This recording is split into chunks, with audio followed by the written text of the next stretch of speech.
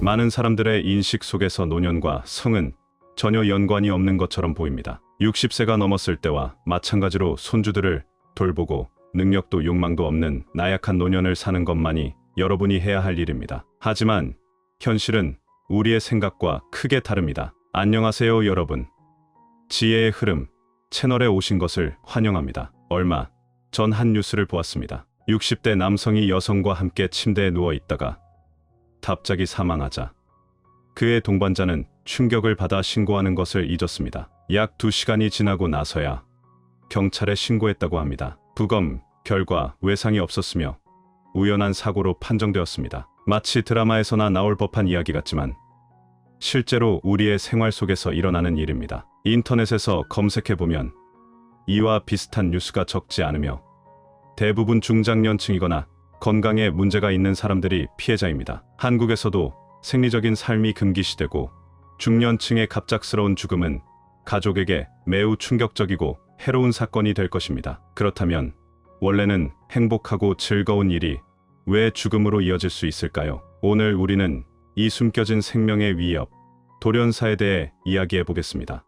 하나, 돌연사란 무엇인가? 고강도 운동인 침실 활동은 전신에 큰 영향을 미친다. 건강한 젊은이는 단기간에 회복할 수 있지만 중년이나 심혈관 질환이 있는 사람에게는 과도한 활동이 갑작스럽게 사망할 위험이 있다. 의학적으로 이는 심장이 갑자기 뛰거나 뇌에서 출혈을 멈추어 의식을 잃거나 사망에 이르게 하는 과도한 흥분을 의미합니다. 한의학에서는 이를 탈증이라고 부르며 민간에서는 즉사 또는 큰 탈진이라 표현하기도 합니다. 해외에서도 경험이 풍부한 법의학자가 40세 전후가 돌연사가 가장 많이 발생하는 연령대라고 밝힌 바 있습니다. 그 다음으로는 50대, 30대, 20대, 60대 순이며 돌연사의 대부분은 남성에게 발생한다고 합니다. 이는 남성이 여성보다 신체적으로 더 많은 에너지를 소모하기 때문입니다.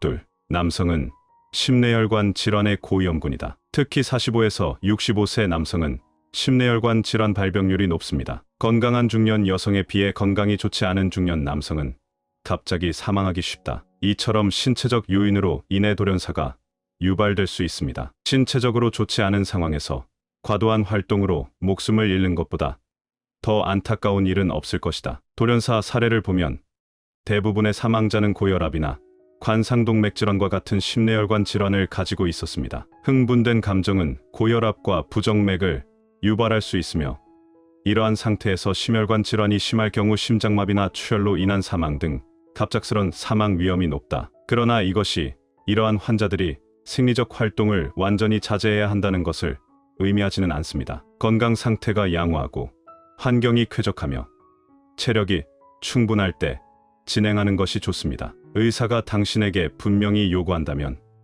그들의 충고를 따르는 것이 중요하다. 피로가 누적될 경우 돌연사가 발생할 수 있다. 이것은 당신의 일상 업무에서도 나타날 수 있다. 몇몇 직원이 며칠간 연속으로 야근한 후 갑자기 쓰러져 사망하는 뉴스도 종종 볼 수 있습니다. 정신적 스트레스, 부부 관계에서 오는 스트레스가 있다면 반드시 서로 충분한 대화를 나누고 소통해야 합니다. 조화로운 삶은 더 따뜻하고 만족스러울 것이다. 심리적 부담을 덜기 위해 자극적인 생활 방식을 결코 추구하지 말아야 한다. 잘못된 방법을 선택할 경우 오히려 생명을 위협할 수 있습니다. 부부간의 나이 차이, 통계에 따르면 이러한 상황은 나이 차이가 큰 부부에게 더 자주 발생한다. 나이 차이가 클수록 신체적 능력은 떨어져 생리적 욕구를 충족시키기가 더 어려워진다. 연장자가 무리하게 상대를 맞추려 하면 극단적인 상황에서 돌연사가 발생할 가능성이 커집니다. 피해야 할 행동들. 당신이 건강한 몸을 가졌다고 해서 당신이 자유로운 생리 생활을 할 수 있는 것은 아니다. 다음과 같은 조치를 취해야 한다. 하나, 음주 후. 사람들은 보통 술이 그들을 더 흥분시킨다고 생각하지만 이것은 사실이 아니다. 인체는 활동 중 자연스레 흥분 상태가 되고 알코올을 첨가하면 혈액순환이 빨라지고 혈압이 급격히 올라간다. 이로 인해 심뇌혈관 질환이 악화되거나 돌연사가 발생할 위험이 높아집니다. 둘, 위험한 자세. 목 옆쪽에는 경동맥이라는 부위가 있습니다. 이곳은 혈압과 심장 박동을 조절하는 역할을 하는데 강하게 압박하거나 키스를 할 경우 심장 반사작용으로 인해 심박수가 급격히 느려질 수 있으며 심할 경우 사망에 이를 수도 있습니다. 이런 사례는 드물지만 우리의 연약한 목을 과도하게 자극하는 행동은 피하는 것이 좋습니다. 셋, 약물 남용. 나이가 들면서 생리 기능이 어느 정도 저하될 수 있다. 이때 일부 약물 복용자는 생리적인 기능을 크게 향상시키기 위해 과도한 흥분을 유발하고 심장 돌연사 위험을 증가시킬 수 있다. 약물을 사용할 때는 반드시 정식 병원의 의사와 상담 후 신중하게 복용해야 합니다. 네 번째, 나이 든 사람들의 잘못된 생각들. 2018년 한 인터뷰에서 박 씨는 의사소통을 잘하는 사람들은 성별에 관계없이 민감한 문제에 대해 이야기할 것이라고 말했다. 그리고 최소한 7명 중 1명은 이에 대한 욕구가 있다고 밝혔습니다. 대부분의 사람들은 노인이 항상 조용하고 단정해야 한다고 생각합니다. 우리의 시각에서 보면 그들은 오직 생계를 위한 살림살이와 가족의 화목, 자녀와 손주들의 행복만을 신경 쓰는 존재로 여겨집니다. 지하사회는 노인의 삶에 욕망이 불필요하다고 주장하지만 실제로 인간의 본능적인 욕망은 신체 노화에 따라 사라지지 않는다. 킨제이 보고서와 인간 행동 연구 보고서를 포함한 모든 의학 연구는 생리적 필요성과 노인들의 능력을 인정합니다. 대부분의 노인들은 70세가 넘으면 생리 활동을 계속할 수 있고 그들 중 거의 절반은 80대의 활동을 계속할 것이다. 어떤 사람들은 아직 90대의 욕망을 가지고 있고 어떤 면에서는 더 어린 사람들처럼 잘 지내고 있다. 첫 번째, 장점. 이것은 노인들이 항상 긍정적이고 낙관적이 되도록 돕는다. 대부분의 중장년층은 나이 때문에 자신감을 잃거나 원인을 알 수 없는 우울증을 겪는다. 생리적 생활은 심리적, 생리적 만족을 가져오고 자신감을 증가시키고 삶에 대한 기대와 애정을 증가시킨다. 그것은 아주 간단한 원칙이다. 젊은이가 심리적, 생리적 조화로움을 느낍니다. 중년층도 마찬가지입니다. 둘째로, 이러한 생활 방식이 수명 연장에 어떤 영향을 미치는가? 생리적인 활동을 하는 남성은 다른 남성보다 평균 15년에서 20년 더 오래 산다. 반면 여성은 평균 수명이 6년 정도 단축될 수 있다. 활동 중에는 몸과 마음이 활성화되어 관련 호르몬을 방출하고 심혈관 강화, 피부 관리 및 숙면을 돕는다. 그러나 동시에 조심하지 않으면 생명이 위험할 수 있으므로 올바르게 하는 것이 중요하다. 셋, 알아야 할 주의사항. 하나, 심혈관 질환이 있는 사람은 정기적으로 의사의 검진을 받아야 합니다. 적절한 수준을 유지하라는 의사의 충고를 따르고 몸에 이상 징후가 보이면 즉시 병원을 찾아야 한다. 불편하다면 즉각 중단하고 의료 진료를 받아야 한다. 둘, 음주 후, 힘든 운동 후 또는 과로 시 피해야 한다. 셋, 편안하고 차분한 마음가짐을 유지해야 합니다. 너무 걱정하거나 흥분하지 않는 것이 가장 좋다. 넷, 커플들은 둘 다에 맞는 생리적인 생활 방식을 선택해야 한다. 적절한 변화를 통해 신선함을 유지하는 것은 좋지만 지나치게 자극적인 방식은 안전에 위협이 될 수 있습니다. 다섯, 쾌적한 환경을 선택하는 것이 중요합니다. 너무 춥거나 너무 더운 환경은 피해야 하며 성관계 후에는 즉시 움직이기보다는 잠시 침대에서 쉬는 것이 좋습니다. 파트너에게 문제가 생기면 당황하지 말고 즉시 응급 서비스를 요청하십시오. 놀라거나 당황해서 신고를 지체하면 소중한 생명을 위협할 수 있습니다. 심리학자 로슬리는 감정 문제에 관한 연구를 진행한 적이 있습니다. 그는 수백 명의 부정적인 감정으로 고통받는 사람들을 인터뷰하고 그들의 행동을 관찰한 끝에 몇 가지 패턴을 발견했습니다. 불평을 자주 하는 사람들은 주변의 모든 것을 부정하는 습관이 있었고, 불안해하는 사람들은 늘 최악의 상황을 가정하며 사실을 과장하는 경향이 있었습니다. 한편 슬픔과 절망에 빠진 사람들은 과거의 괴로움을 끊임없이 되새기며 고통을 곱씹곤 했습니다. 안녕하세요, 여러분. 지혜의 흐름 채널에 오신 것을 환영합니다. 사람의 감정은 사고방식에서 비롯되며 이는 개인의 사고 패턴이 투영된 결과이다. 라는 결론을 내렸습니다. 현실에서는 누구나 도전과 어려움을 마주하게 되지만 사고방식이 잘못되면 잘못된 인식을 하게 되고 결국 부적절한 대응을 하여 스스로를 더욱 괴롭게 만듭니다. 그리고 감정이 쉽게 무너지는 이유는 주로 세 가지 잘못된 사고방식에서 비롯됩니다. 혹시 이런 경험이 있나요? 침대에 누워 있는데도 낮 동안 겪었던 불쾌한 순간들이 머릿속에서 끊임없이 재생되는 것 말입니다. 상사의 질책, 동료와의 다툼, 연인과의 갈등, 하루에도 수십 번씩 사건을 회상하며 잠을 이룰 수 없다. 결국 감정적으로 더욱 지쳐버립니다. 심리학에서는 이를 반추사고라고 합니다. 살다 보면 누구나 마음에 걸리는 일이나 풀리지 않는 고민이 있을 수 있습니다. 하지만 이미 지나간 일에 집착하고 반복적으로 되새긴다면 이는 스스로의 상처를 후벼 파는 것과 다름없습니다. 작가 김은한 엔지니어 박 씨의 이야기를 한 적이 있습니다. 박 씨는 업계에서 인정받는 전문가로 자신이 설계한 기계 장비에 대한 자부심이 강했습니다. 그런데 어느 날 제품을 구매하려는 고객에게 설명하는 도중 갑자기 고객이 말을 끊으며 말했습니다. 그만해요. 당신네 기계 폭발한다는 얘기 들었어요. 박 씨는 당황했지만 곧바로 부정하며 해명했습니다. 그건 경쟁 업체가 퍼뜨린 거짓 소문입니다. 믿을 필요 없어요. 하지만 고객은 그의 말을 듣지 않고 일방적으로 전화를 끊어버렸습니다. 사실 별일 아닐 수도 있었습니다. 악의적인 소문이야 시간이 지나면 자연스럽게 사라질 테니까요. 하지만 박 씨는 그때부터 초조해지기 시작했습니다. 누가 이 소문을 퍼뜨렸습니까? 왜 그 고객이 내 말을 듣지 않고 그런 결정을 했을까요? 이런 생각이 꼬리에 꼬리를 물며 그는 점점 예민해졌고 결국 오랫동안 업무에 집중하지 못했습니다. 고객의 말을 계속해서 떠올리며 점점 더 화가 났고 감정적으로 불안정해졌습니다. 그러던 어느 날 그는 중요한 실수를 저질렀고 그로 인해 한 달치 급여가 삭감되는 처벌을 받았습니다. 그제야 그는 깨달았습니다. 내가 이렇게까지 이 일을 마음에 담아둘 필요가 있었을까?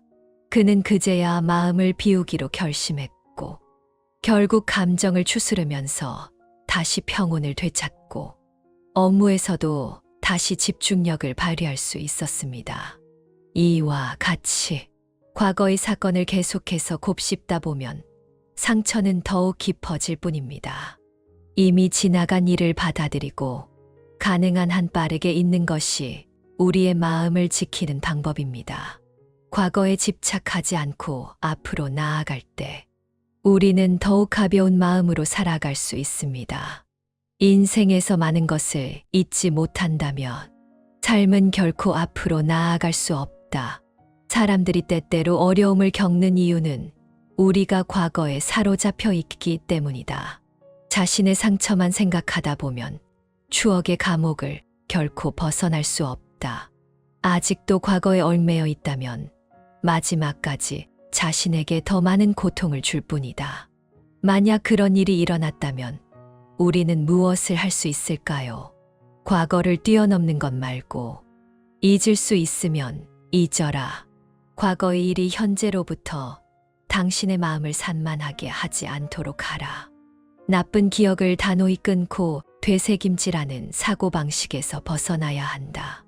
계속 전진할 때 모든 것이 기대됩니다. 그래야 가볍고 자유로운 삶을 살 수 있다. 기자 지오가 말했다. 우리가 느끼는 고통은 사실 우리의 이성으로부터 온다. 많은 사람들이 걱정과 근심 속에서 산다. 가장 작은 변화조차도 그들의 머릿속에 최악의 상황을 상상하게 한다. 작은 먼지라도 마음에 넣으면 산처럼 커진다. 정상적인 상황에서는 그렇게 큰 문제가 되지 않을 것입니다. 하지만 그들은 자신들이 과도한 불안과 공포에 휩싸일 것을 두려워한다. 결국 그들은 다시 자신에게 상처를 입혔다. 동현 작가가 소설을 썼어요. 주인공은 16살 소년 민준이. 민준이는 여름 학기에 등록하려고 노력했다. 왜냐하면 그 학교에 다니면 좋은 대학에 갈 기회가 늘어나기 때문이다. 서류 제출 마감까지 반년이 남았다. 그는 실패에 대한 생각을 떨쳐버릴 수가 없었다. 지원이 실패하면 그는 그 학교에 갈 수 없을 것이다. 결국 그는 좋은 대학에 갈 수 없을 것이다. 그 당시 그는 좋은 직업을 찾지 못할까봐 두려웠다. 연인을 만날 수도 없고 결코 좋은 삶을 살지 못할 수도 있다. 이러한 끝없는 부정적인 상상 속에서 민주는 하루 종일 한숨을 쉬며 걱정과 고민에 빠져 살았다. 신청일이 되었을 때 그는 결국 두려움에 사로잡혀 지원조차 하지 않았다. 결국 그는 기회를 놓쳤다. 이 노래 가사가 떠오른다. 너무 깊이 생각하며 스스로를 괴롭힐 뿐이다. 사람이 지쳐가는 이유는 너무 많은 생각을 하기 때문이다. 단순한 일을 복잡하게 만들고 모든 것을 부정적으로 해석하면 결국 감정이 무너질 수밖에 없다. 세상에는 본래부터 존재하는 고민이란 없다. 스스로 걱정하지 않으면 삶은 훨씬 가벼워진다. 그러니 가끔은 가볍게 생각하라. 무한한 걱정을 멈추고 좋은 방향으로 바라볼 때 비로소 마음이 편안해질 것이다. 새 사막쥐 사고. 사하라 사막에는 흙빛의 사막쥐가 살고 있다. 건기가 오면 그들은 풀뿌리를 모으기 시작한다. 하루 종일 바쁘게 움직이며 끝없이 먹이를 찾아다닌다. 그런데 이상한 점이 있다. 이미 충분한 양을 모았음에도 그들은 멈추지 않는다. 마지막 한순간까지 풀뿌리를 찾아 헤매고 한시도 쉬지 않는다. 결국 그들이 힘들게 모은 풀뿌리는 대부분 썩어버린다. 다른 동물들이 한가로운 시간을 보낼 때 사막쥐들만이 늘 불안하고 피로한 삶을 산다. 우리 삶에도 이런 사람들이 있다. 늘 걱정이 앞서고 항상 불안을 느낀다. 언제든 위기가 닥칠 것 같아. 마음을 놓지 못한다. 그렇게 스스로를 압박하다 보면 매일이 긴장과 초조함으로 가득 찬다. 과도한 걱정은 결국 우리의 삶을 잠식하고 지칠 대로 지치게 만든다. 심리 상담사 서준은 한 번 하나라는 고객의 이야기를 한 적이 있다.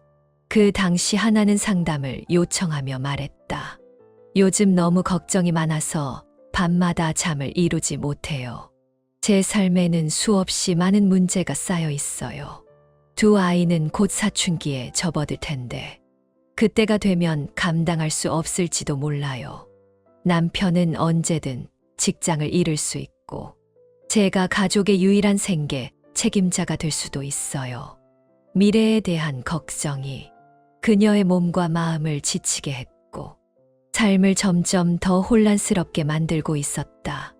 이에 서준은 조언했다. 미리 걱정할 필요 없어요. 당신이 불안해하는 일이 실제로 일어날 확률은 생각보다 낮아요. 반년 후 하나는 다시 서준을 찾아왔다. 그녀는 밝은 표정으로 말했다. 제가 그렇게 걱정했던 일들, 그중 단 한 가지도 일어나지 않았어요. 아이들은 여전히 착하고 말도 잘 들어요. 남편은 실직하지 않았을 뿐만 아니라 오히려 승진까지 했어요. 그 이야기를 들은 서준은 말했다. 미래를 과하게 걱정하지 않으면 세상에는 넘지 못할 장애물이 없어요. 비가 그치지 않는 날도 없어요. 인생은 늘 변수가 가득해요. 우리는 미래가 어디로 향할지 알 수 없어요. 그러니 오지 않은 일을 고민하며 스스로를 불안 속으로 몰아넣을 필요는 없어요. 피할 수 없는 불행은 결국 닥치게 마련이지만 오지 않을 불행은 스스로 만들어내지 않으면 되니까요. 불확실한 내일을 고민하기보다는 지금 해야 할 일에 집중하는 것이 훨씬 더 중요해요. 마음을 편하게 가지세요. 쓸데없는 걱정을 내려놓으면 자연스럽게 감정의 짐도 덜어낼 수 있고 한결 가벼운 삶을 살 수 있을 거예요. 삶에서 고민이 생긴다면 그건 분명 당신의 사고방식에 문제가 있다는 증거입니다. 감정적인 혼란은 결국 왜곡된 사고에서 비롯됩니다. 잘못된 사고방식이 지속되면 사소한 일도 마음을 짓누르는 거대한 돌덩이가 될 수 있습니다. 감정을 다스리는 첫 번째 방법은 생각을 바꾸는 것입니다. 사물을 바라보는 시각을 바꾸면 더 이상 사소한 일로 감정이 휘둘리는 일이 줄어들 것입니다. 더 높은 수준의 사고방식으로 사고하면 어떤 상황에서도 쉽게 감정이 흔들리지 않아요. 자신의 사고방식을 다시 정립하는 순간 당신은 더 가벼운 삶을 살 수 있습니다. 감정 관리의 중요성. 우리는 모두 감정을 가지고 있습니다. 하지만 감정이 통제되지 않으면 결국 감정에 끌려다니게 됩니다. 감정이 지나치게 폭주하면 돌이킬 수 없는 결과를 초래할 수도 있습니다. 그래서 감정을 관리하는 법을 배우는 것은 모든 성인이 반드시 익혀야 할 필수 과제입니다. 다음은 감정을 다스리는 7가지 원칙입니다. 어떤 상황에서도 감정을 다스리고 평온한 마음을 유지하는데 도움이 되기를 바랍니다. 하나, 감정을 받아들이기. 정 씨는 말했다. 당신이 감정을 가진 존재라는 사실을 인정하세요. 그리고 다른 사람도 감정을 가진 존재라는 점을 받아들이세요. 세상은 점점 우리에게 감정을 숨기라고 요구합니다. 화를 참아야 한다. 슬픔을 겉으로 표현하지 말아야 한다. 감정을 드러내는 순간 통제력을 잃었다고 여겨지고 분노를 표현하면 예의 없는 사람으로 간주됩니다. 하지만 정말 그런가요? 같은 상황에서도 누군가는 모욕을 참고 넘어가지만 그날 밤 잠을 이루지 못한 채 계속해서 분노를 삭힙니다.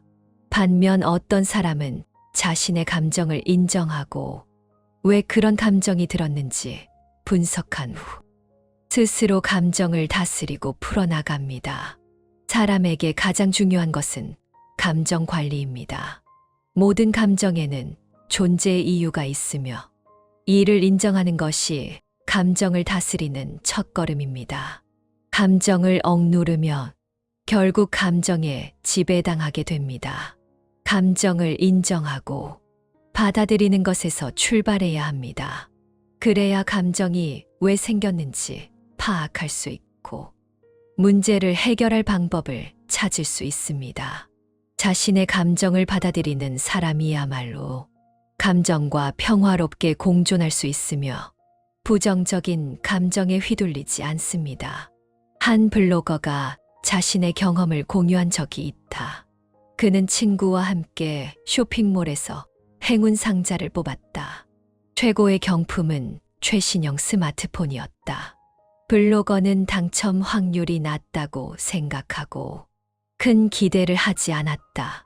그러나 친구는 자신이 반드시 스마트폰을 뽑을 것이라 믿었다. 결과적으로 두 사람 모두 우산을 뽑았다. 블로거는 오히려 운이 좋다고 생각했지만 친구는 실망감을 감추지 못한 채 계속해서 불평을 늘어놓았고 결국 놀이의 즐거움을 잃어버렸다. 그는 이 경험을 통해 하나의 깨달음을 얻었다. 인생에서는 기대를 너무 많이 해서는 안 된다. 기대가 크면 실망도 커진다. 세상에는 우리가 통제할 수 없는 일이 너무 많다.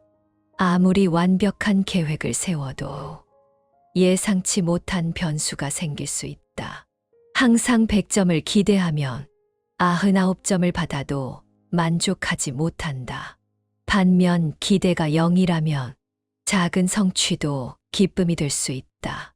기대를 낮추는 것은 결과를 가볍게 여기는 것이 아니다. 최선을 다한 후 흐름에 맡기는 것이다. 이렇게 하면 감정의 기복이 줄어들고 마음이 편안하고 안정되며 삶을 더 유연하게 받아들일 수 있다. 셋, 미성숙한 사고방식을 버리기. 작가 지수는 말했다. 미성숙한 사고방식이란 몸은 어른이지만 마음은 여전히 아이와 같은 상태를 의미한다. 사소한 일에도 쉽게 속아 넘어가고 조금만 불편해도 화를 내며 자신의 필요만을 강조하고 주변 환경과 규칙은 고려하지 않는다. 조금의 고통도 참지 못하고 작은 불편함도 받아들이지 않으며 문제가 생기면 스스로 해결하기보다는 타인의 도움을 바라기만 한다. 만약 아무도 도와주지 않는다면 불평하고 세상을 원망하며 자신의 감정을 마구 표출한다. 이러한 미성숙한 사고방식은 사람을 더욱 힘들게 만들고 주변 사람들에게도 부담을 준다. 언제까지나 스스로를 아이처럼 생각하면 세상은 점점 더 가혹해질 것이다. 자신만을 중심으로 생각하는 사고방식을 버리고 독립적으로 문제를 해결하는 법을 배워야 한다. 불평하기보다는 해결책을 찾고 어려움이 닥쳤을 때 주저하지 않고 맞서며 긍정적인 태도로 감정을 조절할 때 비로소 감정도 삶도 자신의 힘으로 지켜낼 수 있다. 이 씨는 말했다. 사람이 힘들게 사는 이유는 삶이 가혹해서가 아니라 다른 사람의 감정에 너무 쉽게 휘둘리기 때문이다. 친구가 고민을 털어놓으면 곧바로 공감하며 오히려 친구보다 더 힘들어한다. 동료에게 메시지를 보냈는데 답장이 늦어지면 내가 무슨 말을 잘못했나? 상대방을 불쾌하게 만든 것은 아닌가? 걱정하기 시작한다. 하지만 다른 사람의 감정을 자신보다 더 중요하게 여기다 보면 결국 감정의 소용돌이에 휘말릴 수밖에 없다. 모든 사람은 각자의 심리적 경계를 가지고 있다. 이 경계는 성곽과 같았어서 나와 타인을 구분짓는 역할을 한다. 경계가 불분명한 사람은 타인의 감정을 무의식적으로 받아들이고 그들의 부정적인 감정에 휩쓸린다. 반면 경계가 확실한 사람은 모든 감정은 그 사람의 것일 뿐 자신과는 별개의 문제임을 이해한다. 남의 감정을 소화하는데 에너지를 쏟기보다는 자신의 감정 경계를 지키는 것이 중요하다. 불필요한 감정에 휘둘리지 않도록 불안과 초조함을 유발하는 사람과 상황을 차단하고 감정적으로 부담을 지지 않는 것이 행복한 삶을 사는 방법이다. 5. 자신과 대화하기. 독일의 심리학자 비렐름 분트는 한 가지 실험을 진행했다. 그 결과 고민이 많은 사람이 자신의 걱정을 글로 적으면 우울한 감정이 크게 완화된다는 사실이 밝혀졌다. 글은 마음을 치유하는 힘을 가지고 있다. 글을 쓰는 과정은 곧 감정을 정리하는 과정이다. 강 씨는 20살 무렵 두 다리를 움직이지 못하게 되었다. 처음에는 삶이 불공평하다며 절망에 빠졌다. 그러나 이후 그는 자신의 경험을 글로 기록하기 시작했다. 문장 속에 써서 스스로와 대화하며 삶의 의미를 다시 찾았다. 작가 현우는 말했다. 글쓰기는 자기 치유의 과정이다. 마음을 정리할 수 있을 뿐만 아니라 삶의 새로운 가능성을 열어준다. 마음이 복잡할 때 글을 써보라. 흩어진 생각이 정리되면 근심도 자연스럽게 사라질 것이다. 슬픔이 찾아올 때 감정을 글로 풀어보라. 쌓인 감정이 해소되면 그 감정은 더 이상 당신을 지배하지 않을 것이다. 시간과 공간을 조금만 마련하면 된다. 감정을 표현할 수 있는 채널들이 굉장히 많잖아요. 블로그를 하거나 몇 줄의 일기를 쓰거나 단순히 메모를 쓰거나요. 당신의 모든 감정을 솔직하게 풀어낼 때 마음도 한결 가벼워질 것이다. 온라인에서 한 가지 질문이 있었다. 항상 행복하게 사는 사람들의 특징은 무엇인가? 가장 많은 공감을 받은 답변은 단 2글자였다. 놓아주기. 삶은 늘 뜻대로 흘러가지 않는다. 누구에게나 힘든 순간이 있다. 일이 잘 풀리지 않을 수도 있고, 가족 관계가 소원해질 수도 있으며, 어쩔 수 없는 상처를 마주할 수도 있다. 하지만 그럼에도 불구하고 인생은 계속된다.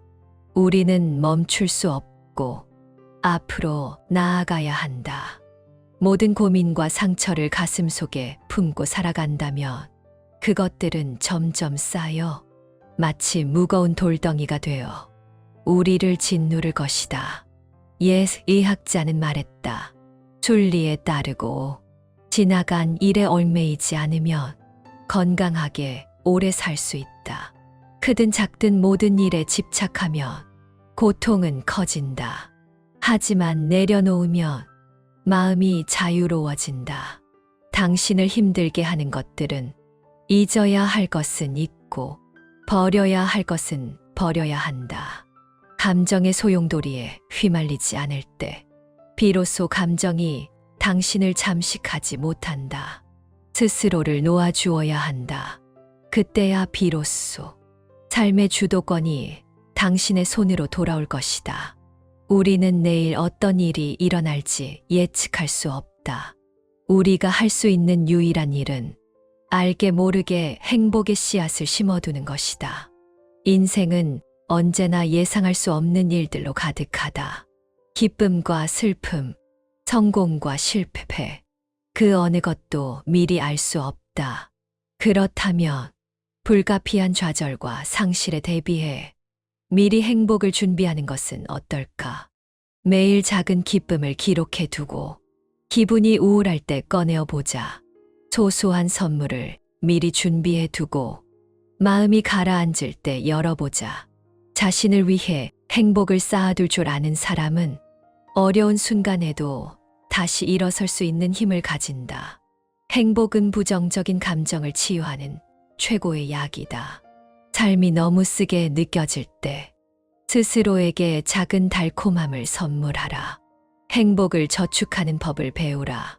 당신이 무심코 심어둔 작은 행복의 씨앗들은 언젠가 당신을 구원해 줄지도 모른다. 심리학자 윤호는 말했다. 성공의 비밀은 고통과 행복을 다스리는 법을 아는 것이다. 그 힘에 휘둘리지 않는 것이 핵심이다. 감정이 생기는 것은 본능이다. 하지만 감정을 조절하는 것은 능력이다. 함부로 화내지 말고 불필요한 감정 소모를 피하라.